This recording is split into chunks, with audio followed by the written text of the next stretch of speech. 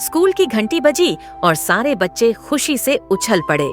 गर्मी की छुट्टियां शुरू हो चुकी थीं। आरव शर्मा भी अपने दोस्तों के साथ मुस्कुराता हुआ स्कूल से बाहर निकला। पूरा साल पढ़ाई, परीक्षा और असाइनमेंट में बीत गया था और अब वह अपने मनपसंद वीडियो गेम, देर तक सोने और आइसक्रीम खाने का सपना देख रहा था। घर पहुंचते ही उसने बैग को कोने में फेंका और सीधा टीवी के सामने जाकर बैठ गया। आरव, छुट्टियां हैं, इसका मतलब ये नहीं कि पूरा दिन स्क्रीन पर बैठे रहो। मम्मी की आवाज आई।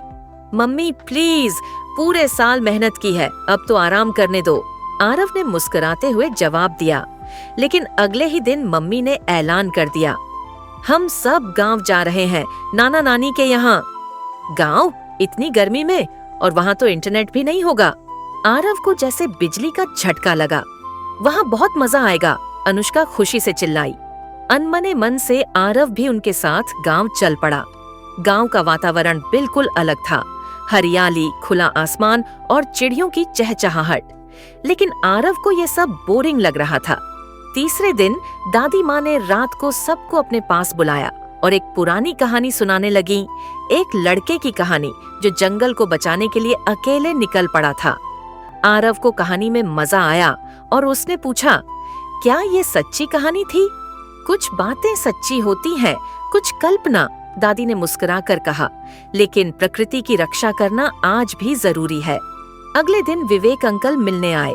वो एक पर्यावरणविद थे और गांव में एक अभियान चला रहे थे, हर गांव हरियाला गांव।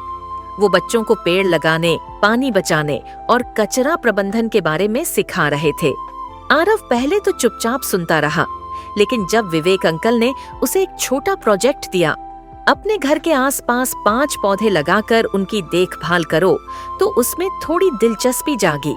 बस 5 पौधे, ये तो आसान है, उसने सोचा।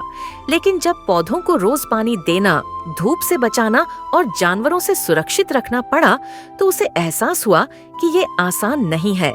धीरे धीरे आरव को प्रकृति के साथ समय बिताना अच्छा लगने लगा।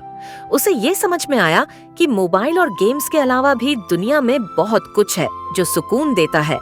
वह अनुष्का के साथ मिलकर आसपास के बच्चों को इकट्ठा करता और पर्यावरण से जुड़ी बातें सिखाता।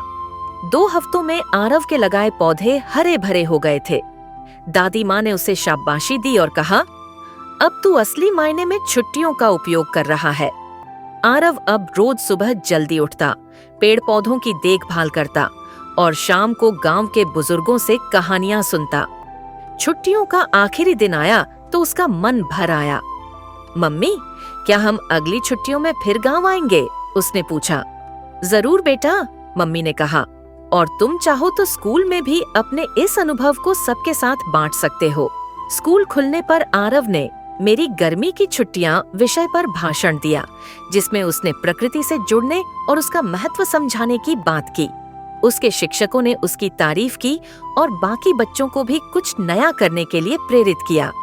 निष्कर्ष, आरव की गर्मी की छुट्टियां उसकी कल्पना से बिल्कुल अलग रहीं, लेकिन इन छुट्टियों ने उसे जीवन का एक नया दृष्टिकोण दिया। उसने सीखा कि असली मजा सिर्फ आराम में नहीं, बल्कि अनुभवों में होता है। और कभी-कभी एक साधारण सी छुट्टी भी हमारी जिंदगी की दिशा बदल